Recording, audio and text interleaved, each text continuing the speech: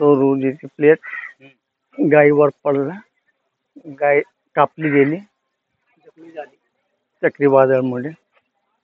काय आता अवस्था काय गाय वाचेल का? काही वाचलं नाही वाचणार. काही नाही. तरी कितीक गाय म्हणजे कितीक नुकसान झालं? गाय कितीला गेले? किमतीची होती? ते आतापर्यंत 60,000 रुपये. 60,000. हं. 60,000 किमतीची गाभण होते. गाभण होती का? हं. तर डॉक्टरांना वगैरे दाखवलं का? दाखवलं होतं. वाचणार नाही. नाही काही वाचणार पंचनामा झाला नाही अजून. करतायत.